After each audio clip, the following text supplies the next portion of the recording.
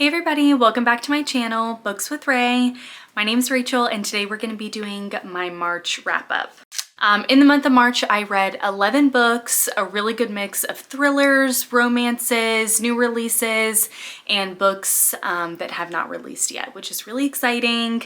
So let's go ahead and jump in. Okay, so the first book I read this month is The Soulmate by Sally Hempworth. This was a book of the month selection for March, and this book publishes on April 4th, so really soon, and it is so good. I rated it a 4 out of 5. Sally Hempworth, I've loved all of the books that she's come out with. They're more domestic dramas than they are thrillers, but they still have thrilling and mystery aspects to it. So in this book, we follow a married couple that buy a house on a cliff, and that cliff is really famous for people coming and committing suicide off of it. The husband begins kind of like talking people off of the ledge and, you know, getting in newspapers for kind of being a hero of the town. And then one day a woman comes to the cliff. He goes out to try to talk to her. They kind of get into a little altercation and the wife is watching from the window and she is convinced that he pushes her off the cliff. So we get a couple different POVs and it's just the mystery of who that woman was. Did the husband push her and why would he do that? The chapters are also incredibly short, so it makes this a really fast-paced read. And the cover is, it's one of my favorite covers ever, so highly recommend this one. The next book I read is a romance. It is the first book in the Twisted series, Twisted Love by Na Huang. I didn't love this one. I gave it a 3 out of 5. It was just okay. It is very twisted, so it does live up to the name. It does get dark.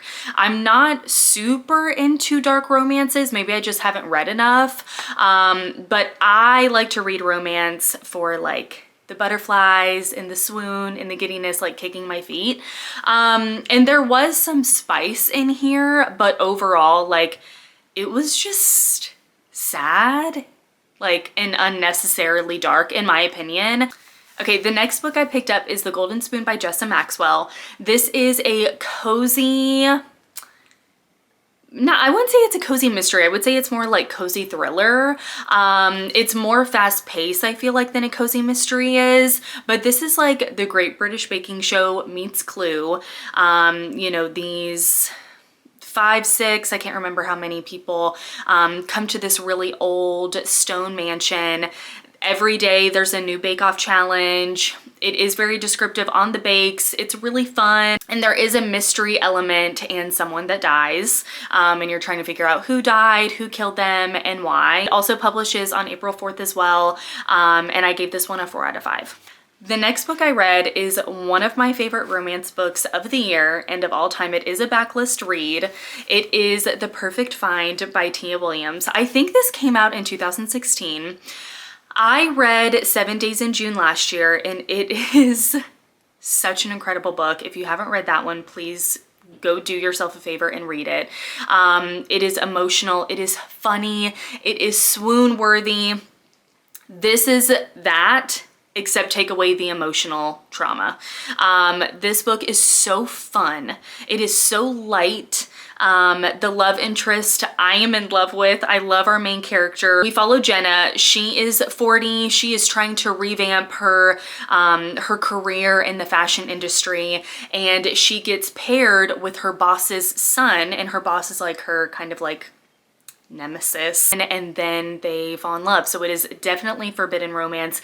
It is age gap. Love interest, his name is Eric, and he is just everything. Like, I can't hype this book up more. It's also going to be made into a TV series, or maybe it's a movie, not a TV series. And Gabrielle Union is playing our main character Jenna, and I don't think I've ever been so excited for a TV adaptation other than The Hating Game, which I thought was pretty well done. So I just, like, do yourself a favor and read this book and then come back and thank me later because it is so good. Obviously, it's a 5 out of 5 if that isn't clear. The next book I read is Stone Cold Fox by Rachel Collar Craft. I am obsessed with this cover. I think it is so cool. This is a con artist story. So we follow B, who is trying to navigate her way up into high-class Southern society by marrying into it, and she's having to convince her husband, his family, his friends that she is this high societal woman when in actuality she is not. You also get her past storyline of how she grew up and why is she the way she is, kind of comes into play at the end of the book, and it's just so good. The audiobook for this one is also really good. I was so intrigued. I haven't read a lot of con artist stories. I think the only other one I read was The Lies I Tell by Julie Clark, which I also really liked. So I gave this one a 4 out of 5. It is worth it. Okay, so then the next book I read was Just the Nicest Couple by Mary Kubica. I loved Local Woman Missing. So good, one of my favorite thrillers of all time, so I picked up her new release. This one is pretty like short. I think it is either right at 300 pages or just a little bit under. I did have a hard time reading this one physically because it is very wordy. The chapters are long, the paragraphs are long. So I did end up switching over to audio. The audio was a lot better. It is 2 narrators because we do have 2 POVs. The mystery is really good. You know, we follow these 2 couples. The husband of one of the couples goes missing and the wife is trying to figure out what happened to him, while the other couple knows what happened to him and is trying to kind of manipulate the situation, manipulate the wife to thinking something else happened. So the mystery of this is really good. I did enjoy the reveal. I could guess it toward the end, but overall it was a 3 out of 5. I thought it was just okay. Okay, so the next book I read is In the Lives of Puppets by TJ Klune. This man's standalone books are the biggest hugs in the entire world, and you just have a smile on your face the entire time you read it. You're happy when you finish the book. I mean, they're just so good. The House in the Cerulean Sea and Under the Whispering Door are his 2 previous standalones, and then this is the 3rd one. I highly recommend all 3. This one, we follow a real boy who lives with robots. I don't know how else to describe it other than saying this is like Pinocchio and Wizard of Oz. His caretaker, or who he looks upon as his dad, who is a robot-ish, gets taken, and him and his little robot friends have to like make their way to the city of Electric Dreams or something and get him and rescue him. And so that journey that they go on, you know, it's very found family. It's very sweet. It's very funny. Maybe the only thing that I didn't really love is there are some sexual jokes and sexual remarks and scenes that I just felt were very out of place in the book. So I didn't love that, but I genuinely loved everything else. This is like a 400-page book and I read this in one day. So that says something, you know, about it. I gave it a 4 out of 5. So I really recommend this. This also comes out in April. I just love TJ Klune. I'm really excited to see what else he does with his standalone books because I have really loved all of them. Okay, the next book I read is Twisted Games. This is the 2nd book in the Twisted series. This I loved. 5 out of 5. I loved this so much. It reminded me, there was a series that I read when I was in middle school, and I can't remember the name of it, but it was by Meg Cabot, and I think it was called The Princess Diaries, but I could be thinking that because of The Princess Diaries, the movie. Anyway, we follow Bridget, who is one of the friends out of the original Twisted Love book, and she is a princess of this made-up European country, and she falls for her bodyguard. So this is very much a forbidden romance, secretive, like they're not supposed to fall in love, but they do fall in love, and it's just so sweet and good and tension-filled and spicy, and it made me happy reading this. Like Twisted Love was really dark, and this was like the opposite. But yeah, I really loved this one. I highly recommend it. Love it. Okay, the next book that I read is The Eden Test by Adam Sternberg. Sternberg? I don't know how to say that. So sorry. But this reminded me a lot of Rock, Paper, Scissors by Alice Feeney, but just not as good because Rock, Paper, Scissors is like one of my favorite books of all time. So this, we follow Daisy, and her marriage is on the rocks. They're not getting along. So she decides to book a 7-day couples retreat in the woods. And at the end of every day, they have to answer a question about their marriage, and that is what is considered the Eden test. And then at the end of the retreat, they're supposed to, you know, be in love and their relationship fixed or whatever. This book is full of secrets. It's full of twists and turns, which I really loved. The only thing I didn't love was the ending. This was a 4 or 5 stars literally up until the end, and then it kind of petered off, and I was like, okay, that was not as like climactic as I thought it was gonna be. So I ended up giving this a 3 out of 5, but I do recommend it. I think it was a really good time. And if you're looking for something like the movie Couples Retreat Gone Wrong, or like I said, Rock, Paper, Scissors, just not as good, I would recommend this one. Okay, and the last 2 books were 2 of my favorite books of the month, so I'm really excited to hype these up for you guys. This next one is one that I'm sure a lot of romance readers already know about, but it's Say You Swear by Megan Brandy.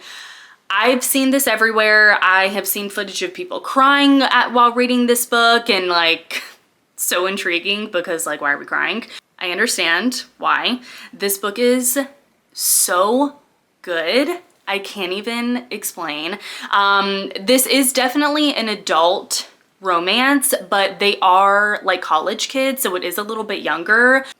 It is brother's best friend. It is a love triangle. You know, we followed this girl who is in love with one of her friends, you know, in their like 5-person friend group, and things don't go so well for them in the beginning. And then she meets Noah Riley, who is the perfect man, and you know, it's their love story, you know, and then the other love stories with the friend from the beginning, and the places this book goes you do not expect. I did not expect. That's where the tears come into play, and it's just, it is done so beautifully. The ending, I literally gasped because I didn't want to say goodbye, and it was just perfect. Noah Riley is perfect. I loved this book so much. I will forever talk about this book, and this is going to be in my top 10 of the year. I know it.